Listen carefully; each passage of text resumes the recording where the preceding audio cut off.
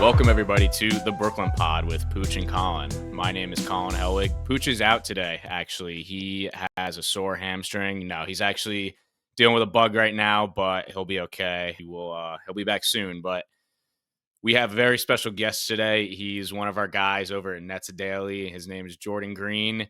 He does a lot of our game previews, so you've probably read him there. He also works with our friends over at the Yes Network. So welcome, Jordan, to the show. How you doing, man? I'm doing good, man. I appreciate the well welcomed out the introduction. It gave me a nice little feeling about myself. I really appreciate it, bro. I'm glad. I'm glad. As you and everyone know, it's usually Pooch who does the introductions here, but we'll figure everything out today. I'm glad we are off to a good start. For sure, bro. For sure, bro. I hope I know I'm not gonna be as good as Pooch, but I'm gonna do my best to compliment you as best as I can, bro. I'm sure you will do a great job, my friend. All right, so let's check in with the Nets. So we're recording this on today's Tuesday. So Brooklyn just recently pulled in their second win of the season, sitting at 2-11. Obviously not the hottest record.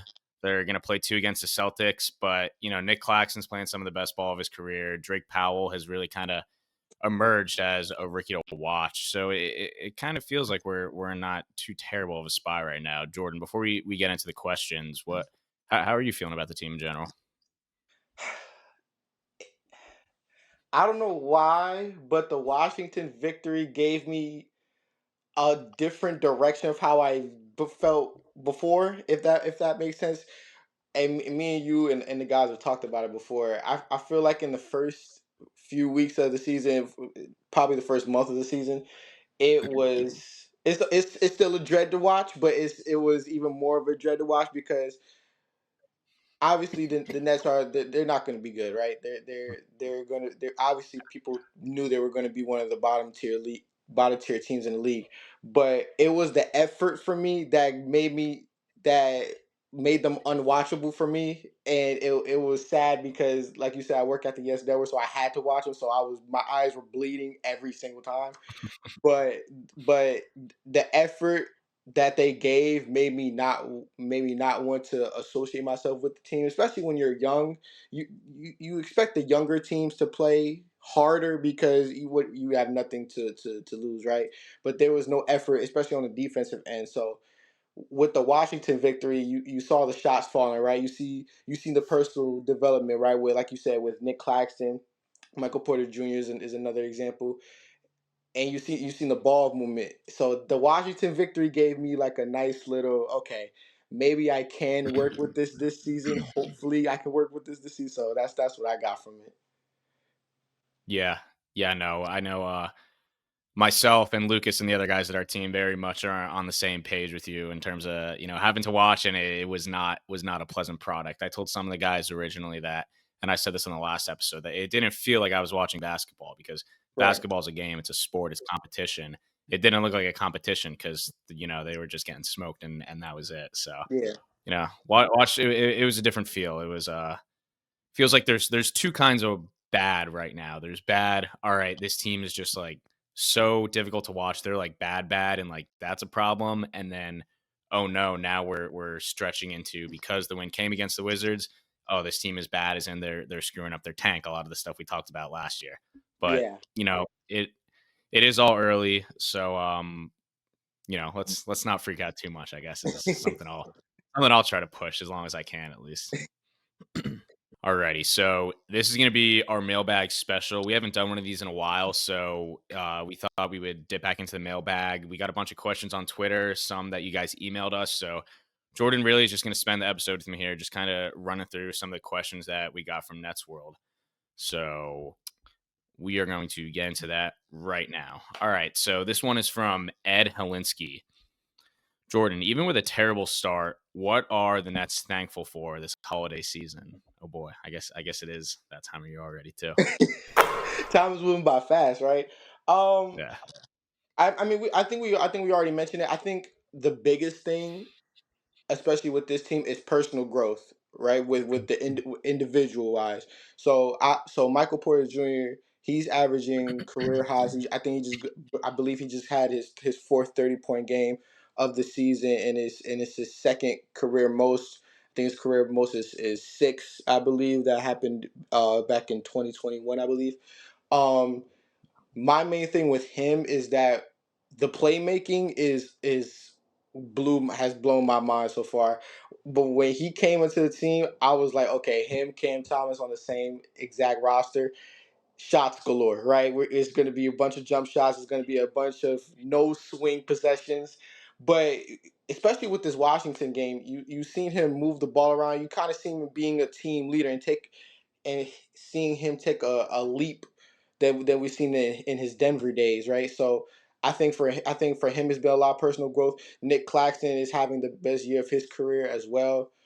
His I think his true shooting is the best, that is one of the best in the league and the best of his career so far. His free throw percentage is at mind-boggling 70%, which we haven't seen from him before, right? So he's having a terrific season, and then the rookie guys, right? So Drake Powell is making his presence felt.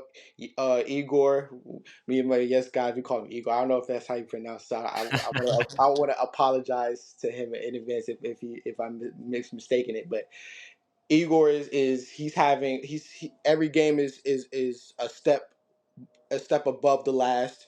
He's getting more comfortable with the NBA actions. I think we're doing a good job of making the offense kind of predicate toward what he's seen at BYU with all the pick and rolls that he's seen when he was in college. So I think he's adjusting well. Drake, I was high on Drake Powell since he was at North Carolina. I always loved him because I always believe that he has a motor and a defensive mind that every team needs. So to see him kind of have that at a young age is definitely special to see. I think he's going to be one to look at in the future. But yeah, I think our biggest gift for this year during the holidays is the personal growth. I feel like even with all the losses, we've seen people take a step above what they usually do. So I'm grateful for that. Yeah. Yeah, I think this time last year I said that the NBA lottery is a lottery because the Nets had a couple more wins and everyone was freaking out, and I was like, "All right, it's a crapshoot anyway. Like maybe the Nets will get lucky." So I'm thankful that some of these wins don't matter. Turned out Right. the Nets got screwed anyway, so I'm not going to make the mistake again this year. But no, I'll lean in with you on the player growth and specifically Powell. I mean, because he had those nagging ankle injuries, and it was a lot of Yegor and Ben Suraf to begin the season, and those guys don't have the athleticism Drake Powell does straight up. And I, Right. I personally, I was very high on Drake as well because of that athleticism. So, just seeing Drake get back in those first couple games he played in, especially being at the game, watching him, watching the space he's kind of able to create off the dribble.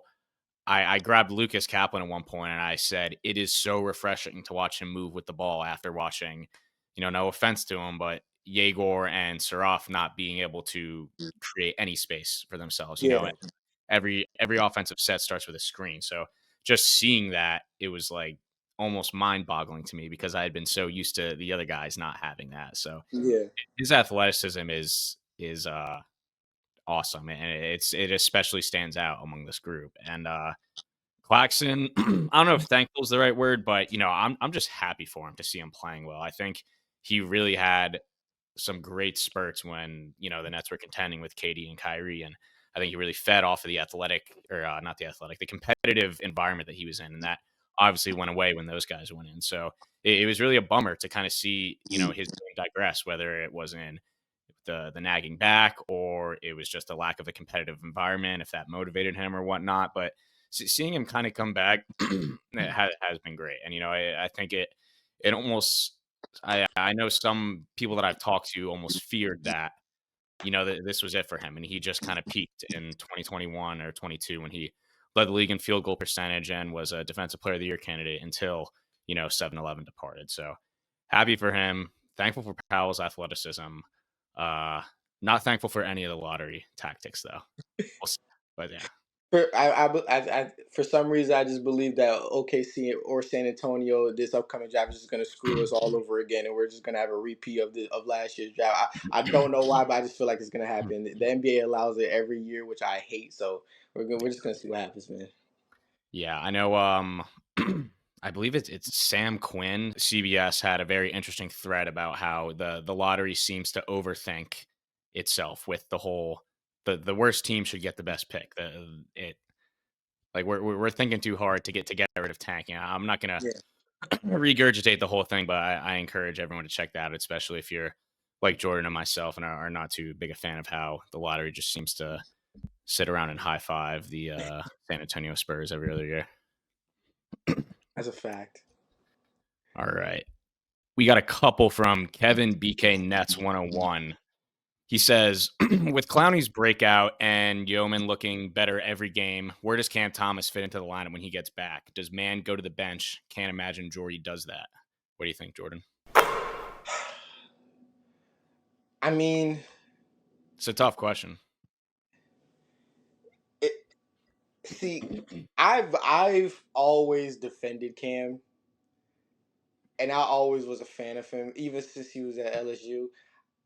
I just don't like when you have a guy who could just get 40 whenever, basically whenever he wants. It's kind of tough to say, oh, we should leave him out the lineup. You don't want to leave out your main scorers out the lineup, right? But at the same time, it's like we're seeing some type of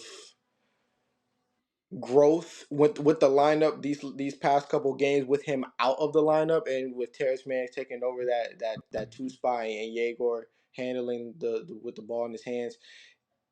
I think you do put him in the lineup because obviously you want to see him do well, and if we want to trade him in the long run, it'll give him some type of value when he comes back into the lineup and he's able to get back to those scoring spots that we're used to seeing him at.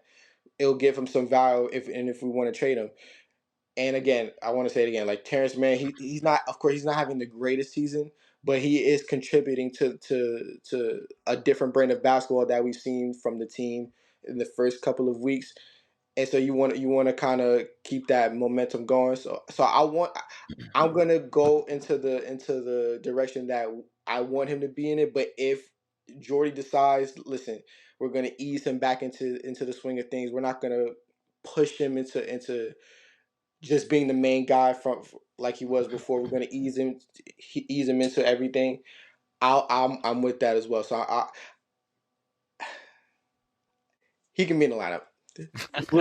Safe to say he can be in the lineup. We'll allow Well done talking yourself into it. it. No, I kind of agree. I just think you have to. It's too early Yeah, in the season to already like put your vets on the bench. Like NBA teams don't do that, and I think it's bad optics to do that. Whether it's now I've said I don't think the Nets should. If Adam Silver finds them for tanking, so be it. You're a $1 billion organization. You will yeah, be okay. But I do understand sometimes. Like, all right, we want the Nets to look like a team that free agents want to go to, and if they look at Cam Thomas's situation and say, all right, we didn't give you the contract you were looking for, we're going to have you sign a qualifying offer, and now in your prove it year, we're not going to give you the opportunity to go out and make money. That's bad optics. So I do think you start him. However, you kind of keep it in between, though. I think you definitely shorten his minutes. And at the end of the day, I think the priority of this season, especially because Cam is on that qualifying offer. Everyone has told us, nothing's set in stone, but it sounds like he's on his way out after this year. The Nets would have no benefit from building him up just to see him walk as a free agent if he has indeed soured on the organization and vice versa. So right. I think you kind of like walk it in the middle where you tip your cap. He's been here for a while. You want to do right by the guys on your roster, even if they might be leaving soon. However, you got to remember what the priority is. And I think if you can sit Cam Thomas down and say, listen, you're a guy who has the ball in your hands. We really need the ball to be in the hands of the guys that we know will be here next year. Let's look at some trade options. He paid to have a no trade clause, but that doesn't mean he just straight up can't be traded. If there's a team that where everyone can figure out a deal, I think that's something you explore because the Nets would benefit more from probably not having him soaking up minutes, taking the ball out of Drake Powell, Yegor's hands again, on the assumption that he'll be gone after this year. Right. And you kind of hit it on the head. I think with the Nets being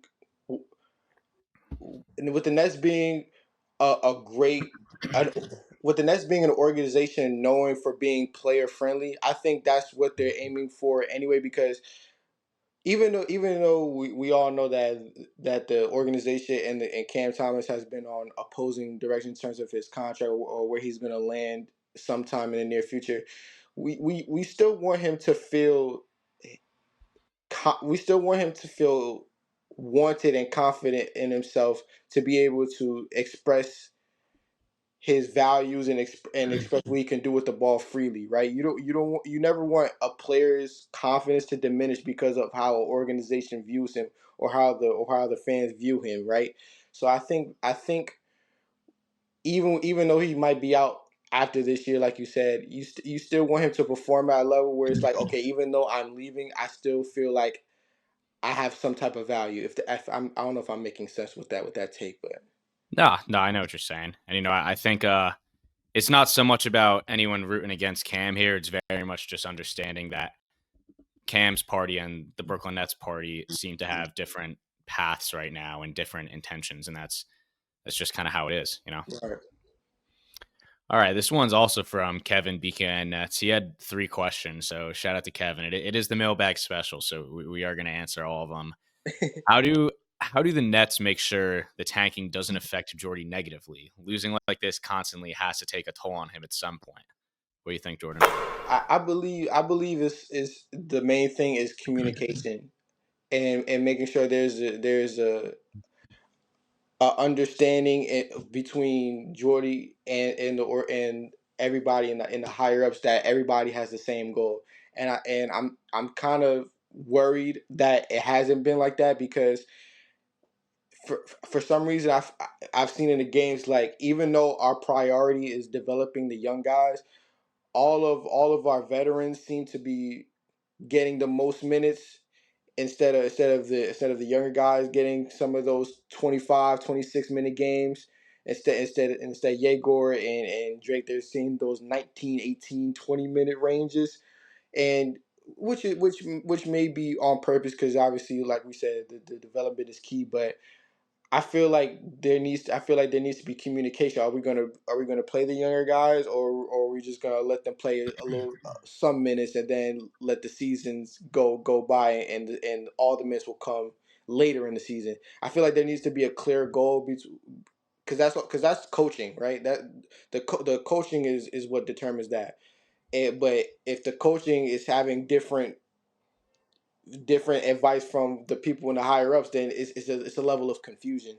So I think the main thing with that has to do with Jordy and the organization is just communication.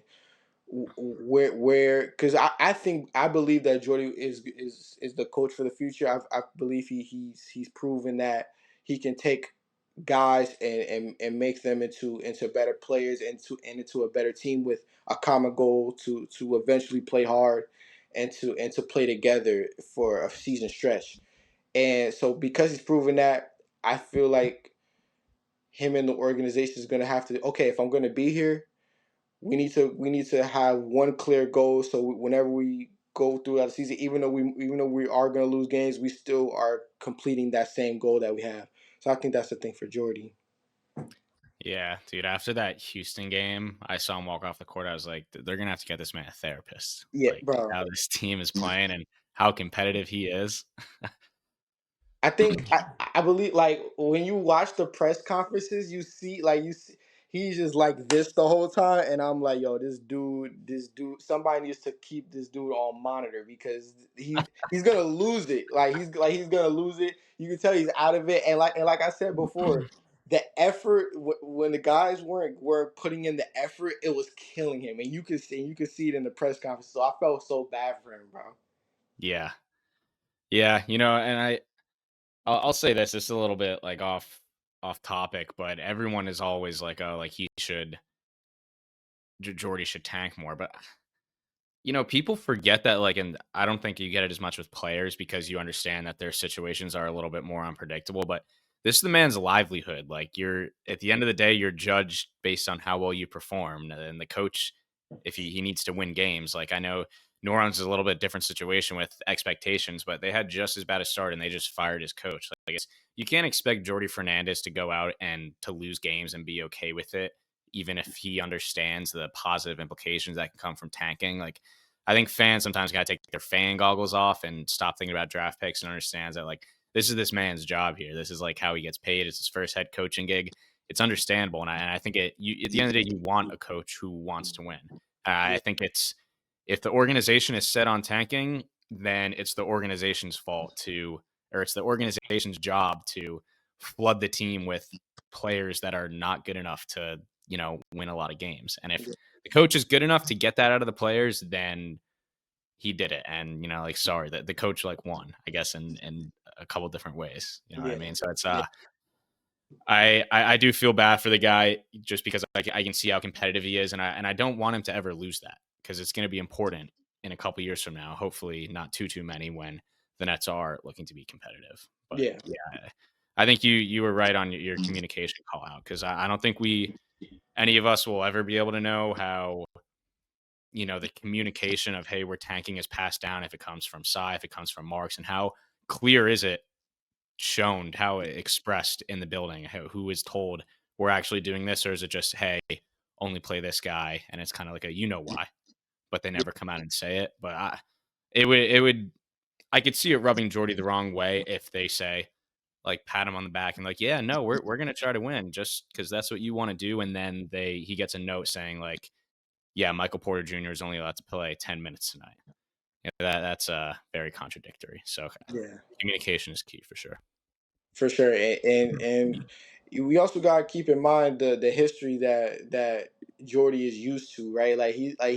He came from a Sacramento's team, a Sacramento Kings squad when they were on fire, and then he was with Denver when they made that championship push, and then he was with Spain, which Spain is known to be a basketball head, right? So it's like we you can't expect a younger coach to go from winning and seeing so much success to okay tank. It's a tough job to ask for, especially when you're expected to be the main guy now, which he was used to being kind of like the assistant coach, right? So you just got to give him. It's just all about being time, and I will give the organization some type of credit.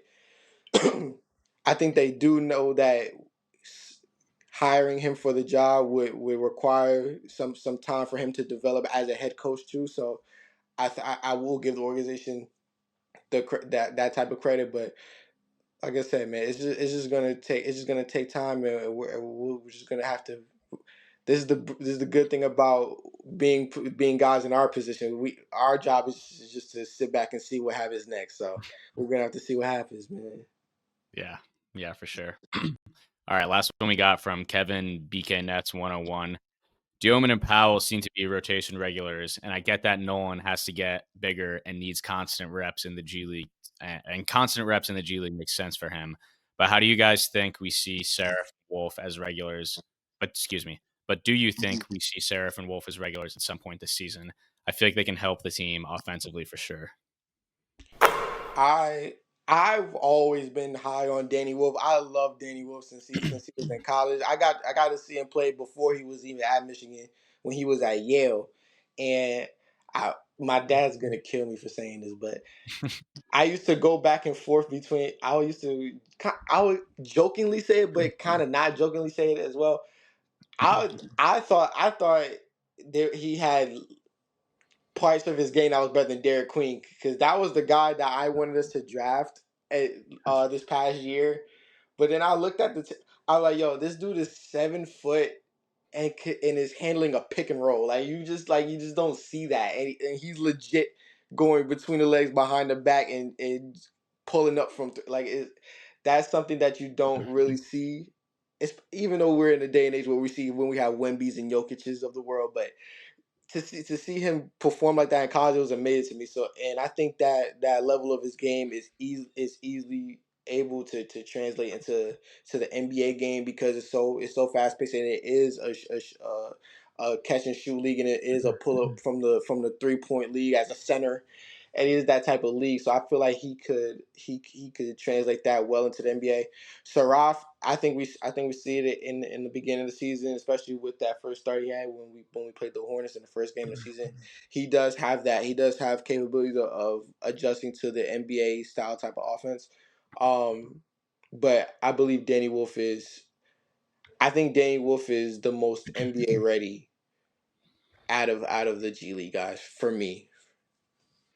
Yeah, I'm inclined to feel that way too, even though, it's weird because Serif started the first 3, 4 games, but Yeah, he's not athletic really, and he can't really shoot the ball. He does have a good presence on the court in terms of his spatial awareness and has good vision, but if you got to be athletic or you got to shoot because you got to be able to yeah, put pressure on the rim and get through the defense, or you got to stretch the defense out. So I think it makes sense for Ben to stay in the G where he's going to get 10, 12 shots a game instead of three, and he can become a shooter. He's yeah, not going to become athletic at age 19. I mean yeah, maybe he could, but that's not usually how the human body works. So I think that he'll stay down, but I think it'll be like Drew Timmy started and played games last year. Like I think it'll be around the March time where we're past trade deadline and the Nets are they won't say it, but are closer to full tank mode. And it's all right, let's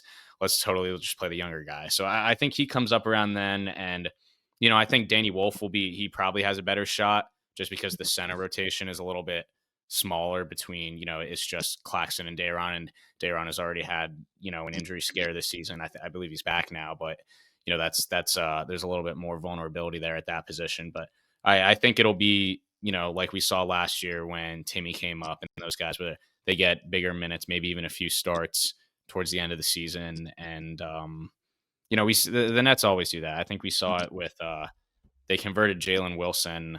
It was probably a little bit earlier than March and April, but he came up after the trade deadline is really when teams kind of ring the bell and say, all right, come on up out of the G and let's lose a couple more games, get to the finish line, and you get some big NBA minutes. So maybe Wolf will be sprinkled in around, but I think end of the year is when we'll see them both consistently. yeah, for sure. I'm glad you mentioned Timmy too because I feel like Timmy is like the patriarch of how, especially in the Nets organization, of how you go from the G, how you go from the G into the league is doing those little things, and I feel like Timmy does those. He does those, and he's shown that he does those little things that doesn't necessarily show up on a box score all the time. He does those little things that wins you a basketball game. I think Seraph, I think he needs to learn how to do those little things that I mentioned to gain the confidence of the coaches to like, okay, he can be a Brooklyn guy, because like you said, him as an athlete is not gonna cut it, and his shot is not where it needs to be right now. So if he could develop the shot, but also do those little things where if it's defending or closing out on different on different offensive players, is if it's making that pass ahead that's going to lead to this that's going to lead to the assist. If he can develop those little things, he can develop into a Brooklyn guy. But if like you said, if we're banking on him as far as just talent and just being an athlete, then he's going to have to stay in the G to prepare those things forward. Yeah, yeah, that's what it's there for at the end of the day. For sure. All right, we got two from Teeth Van Horn on Twitter. Who are the most likely Nets to be traded before the deadline, and what value should they expect in return for said players? He mentioned Highsmith. He did mention Cam Thomas, Dayron, Zaire Williams, and Nic Claxton. I I th- I don't think we're giving Claxton up. I don't see that. I think I think the Nets will wait. And I think the Nets will wait until the year to get rid of Cam Thomas. I don't think they'll just give him right up when the deadline comes. I think they're going to wait throughout the entirety of the year for that. And then I think Zaire Williams is a good piece that we could use in the future too. I feel like so out of default, I feel like it's going to be Highsmith because he hasn't played a good amount due to the injuries that he's had. Um, and also due to the fact that we're not ready to trade some of the pieces that we have yet. I also think Terrence Mann would have been a good candidate, because I think everybody knew that he was playing to get moved to another contender, throughout especially the beginning of the season. So I think Mann also a good candidate to be traded deadline. But if I had to pick out of that, my man Teeth, shout out to Teeth, out of the people that he mentioned, I feel like Highsmith will be one of those names, or Man will be a good candidate as well. Yeah, all of them kind of have interesting circumstances. I think with Terrence Mann, I kind of expect him to stay. I think the Nets will definitely shop him. However, he's making $15 million a year, which doesn't sound like a lot, but with the new CBA and everyone is so up against the margins, I just don't see. I don't think teams will be. I don't think he's frankly been playing well enough to the point where teams will attach an expiring and even like a second round pick, which has been that was like the Royce O'Neal. That was that's just what the Nets do when they're expiring guys are coming in. They'll ship them out. They'll take back an expiring contract or an injured player who will then come off the books and they'll take a second round pick. So I don't even know if a team will want to take him on, not just because of I mean he's a good, very good glue guy, but I just don't think he's worth his contract even at 15 million right now. But I definitely do think they'll try to shop him. I think Highsmith he'll either be again like a Royce O'Neal thing where it's like, all right, we'll trade him and we'll take back a second and we'll get an expiring contract. And so someone can get, he doesn't make sense for the Nets right now. He's a veteran player, but could be useful to a contender. So I think he could get shopped. However, it's going to depend on his health. If he doesn't play at all, I don't even know if a team is going to want to fork over a second round for him. And he might just end up as just play the year out here and that'll be it. I don't think they'll buy him out like they did with Bogdanovich last year, but closer to that situation, unless he can come back and show he has some worth. I think all the other guys, Claxton, Day'Ron Sharp, Zaire Williams, I don't think they want to trade those guys, but I think they'll definitely shop them because it's just what you do. I think Claxton, the way he's playing right now, though, has the least likely to get traded because I think he kind of falls into that Cam Johnson situation where he's playing really well now. He has the most value, but it's the trade deadline. I think other GMs are going to try to, get a deal from the Nets, and Sean Marks has shown that, he's not going to, unless I guess you're trading for Ben Simmons, that he's not going to get ripped off on a trade deadline deal.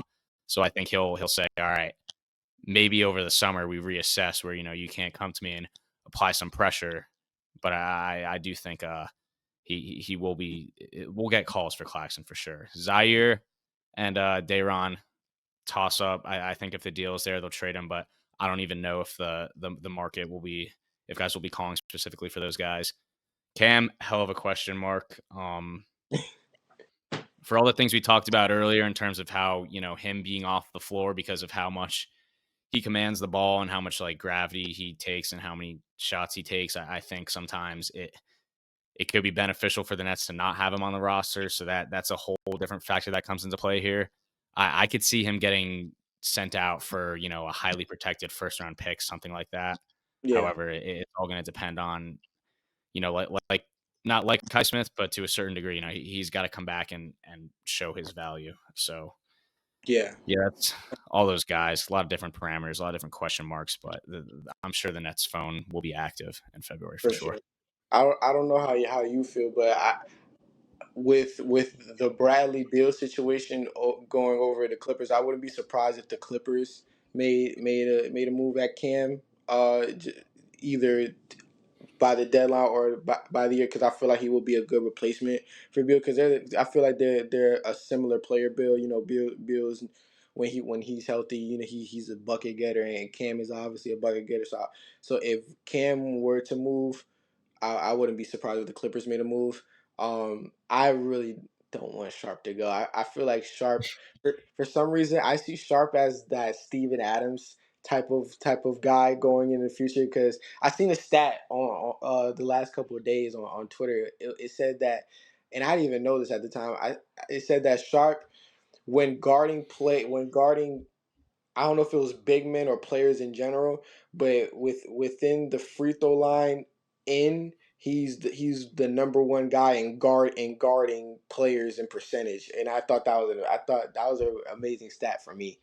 And with that being said, that just shows you how Sharp does the little things, and I think he's become like a fan favorite here in Brooklyn. So I would hate to see him go, but like you said, it's with especially with Kim, it's a toss up, and then Highsmith because he's not played a lot, it's a toss up with him too. So we're just gonna have to see.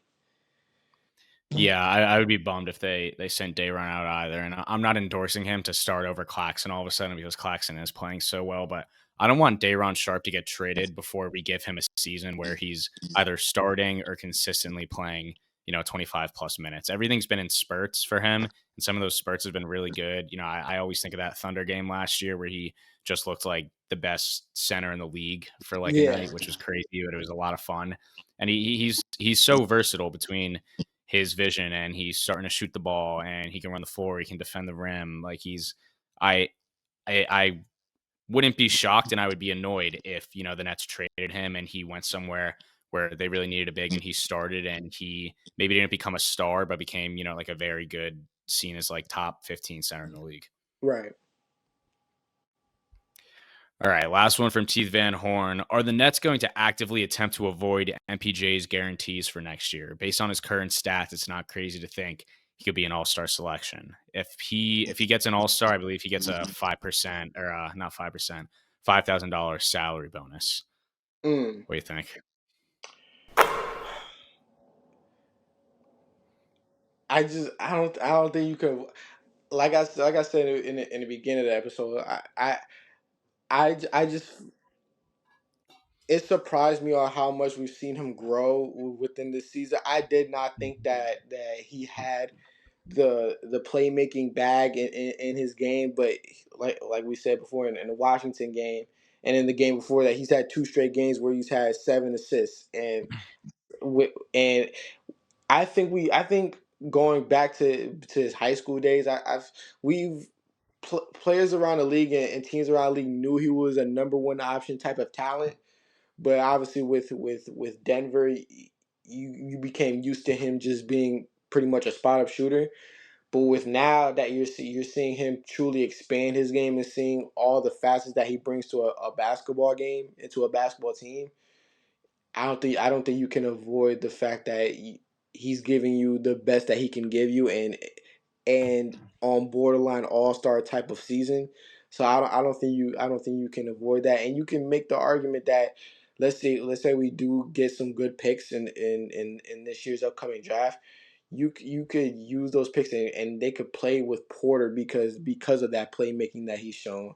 So I don't think you can avoid that, and I think if I'm the organization, I feel like you do try to maneuver around those different deals to make sure you can keep him for a certain amount of time so he can continue to maximize his talent that he's shown. Yeah, I mean, I talked about earlier the Nets kind of like doing right by players, so they look like a good place that players want to play at. I don't know if they're excuse my language, there'd be anything more fucked up than telling a player who's having a career year, first time All Star, yeah, bro, sorry, we don't want to pay you $5 extra million. You're gonna play Yeah, like 15 less minutes. That would be a terrible thing to do to somebody. yeah, Like, so what if Joe Tsai has to play a little bit extra money? Like, that would be really bad. I would he deserves it, like, sorry yeah, that he had a great year, like, yeah, I think that would be a crazy thing to do. However, I don't think it's gonna happen. Now, I very much agree with the fact that or disagree with people who think this. I think, an all-star, it's an individual award, it should be treated as such. However, it seems like voters, whether it's fans or, like, media people, they vote a lot of times based on the team record. The team has to be kind of good. I believe when D'Angelo Russell got his first All Star, he was putting up great numbers, and the Nets were the sixth seed. They finished as a sixth seed that year in the East. I don't know if they how far they were at that point, but he was one of the last guys like to just kind of like sneak in. So with the yeah, Nets at 2-11 and on a trajectory to not be one of the better teams, I don't think it's something you're gonna have to worry about. So but I think the Nets would be crazy to, even internally with just the fear that it could get out, the idea of, yeah, let's not let this guy get an all-star because we're going to be sweating over $5 million. That is not being a players organization in any way at D- all. But before the season started, did you see personally, like, did you see him performing at this level that he's playing at right now? No, I did not. But I'm not too shocked about it at the same time though. You got to remind yourself that like yeah, he's been kind of this one-dimensional player in the NBA. He probably had to pass the ball a lot in like high school and even like in like the college ball and like growing up. Like he when you're getting doubled like that all the time, and that's the other thing. He probably wasn't getting doubled as much as he is right now when he was in Denver. But you know, when you Yeah, get doubled, what's the next thing you do? You make the right read, you find the open right, man. So I think he's definitely growing, and like the way the game is unfolding in front of him has kind of presented that path to growth. But you know, credit to him for seeing it and following it. for sure. All right, this is the last one we got. This is from Luke Andrews. I don't know if he's related to Jonathan Andrews. He gives us a lot of questions, but this one's from Luke. Common question from last year, but I'm thinking about it now again. What vets on this year's team do you think will be here for Brooklyn's next playoff team? Any at all? Question mark. Oof. Veterans is a nice word for this team because especially when you're the youngest team in the league. I can see we consider Claxton. Claxton. This is an interesting question, I said especially with, Clowney last year. yeah. It's That's what a Pooch and I both agreed on. yeah. Yeah, I would say Clowney too because Clowney, you draft him in the first round, so you have some type of loyalty toward him, and he's having a heck of a season this year. Um, can you see Day Day? Can you see Dayron Sharp? I I want to. I want to too. That's the thing. I could. I wouldn't be shocked. So, like to say, could I see it? Yeah, I definitely could. The center rotation is so weird though, because you have Claxton, who on any other team would still be considered like a relatively younger I guy, and know. then you have Danny Wolf, who is now the young center, and then Dayron is like right smack in the middle of that, who's like, you know, and it's such a weird position around the NBA where it's not there's not a lot of great centers. It's very hard to to traject, I guess. I don't know if that's the right I, word, but you know what? I'm gonna my final answer. I think my final answer is gonna be Danny Wolf because I, j- I just see him in this Jokic type of role, this Sengun type of role where he's gonna be. careful, careful. That's a I'm good sorry. name. I'm sorry. I'm gonna take. You're right, Colin. I'm gonna take that back. No, I'll you use. good, you good. I'll. I said the same thing. Someone asked me where does his upside come from, and I'm like, hey, dude, when you're, a big, maybe not the most athletic, but a pass, dribble, shoot center, when a guy like that is dominating the league, when you just so happen to come up into the league, people are gonna be like, That's what I'm saying. And you could also say like because you're right. Jokic he's just on a whole different level. Like a Şengün type of role, right? I just see him in the starting lineup. You can just toss the ball to him in the top of the key, and he can use that possession to come off a pick and roll or just use a simple DHO. And do a nice little pick and pop. I just think you could because he's so versatile and you can use him in so many different offensive schemes. I think, and he's 7 foot too. I think because you can use him in so many different ways, they would use that a lot going forward, and they're gonna and because they draft him, they're gonna use that to keep him. So if I had picked, it would be him. But like you said, Clowney would be definitely a leg up in that too because he's having a great season, and you can see them keeping him, especially with them drafting him a couple years ago. So I think I'll agree with you guys too. yeah, no, it's funny. Danny Wolf kind of, even though he's a rookie, he is older than Clowney, so he is kind of a veteran. This I is believe he's crazy. 21. Yeah. That's crazy. All right. Well, that's all we had out of the mailbag today. Jordan, really appreciate you hopping on, man. It's always good to chat with you. You want to let the people know where they can find you, and then we'll wrap this guy up. For sure, man. You guys can definitely follow me on Instagram, underscore dot I am joy. I know it's really specific. Underscore dot I am joy. Make sure you guys follow me on Instagram. Same thing on Twitter, underscore dot I am joy. Catch me on there. I always repost some of the articles that me and Colin put up, or Lucas, or any of the Nets Daily guys put up, so you guys could read those whenever you guys want to catch up on Nets news, or any updates or anything. And yeah, make sure you follow me. And Colin, thank you for having me, man. You gave me my on screen debut. I feel very good about myself. I think I'm gonna carry this confidence wherever I go, wherever I land. Now that you gave me my opportunity, I'm gonna demand Yes Network. Okay, I was on Colin's podcast. Put me on the camera. So thank you for giving me that type of confidence, man. I appreciate it. Hell yeah, bro. I love that. We loved having you on, and we all know you're going places, so I definitely appreciate the time. Appreciate that, man. Alrighty, so if you guys want to reach out to us, follow us at the Brooklyn Pod on X, on Instagram, TikTok. If you want to email us any questions, if you want to send Pooch a get well card, we are the Brooklyn Pod at gmail.com.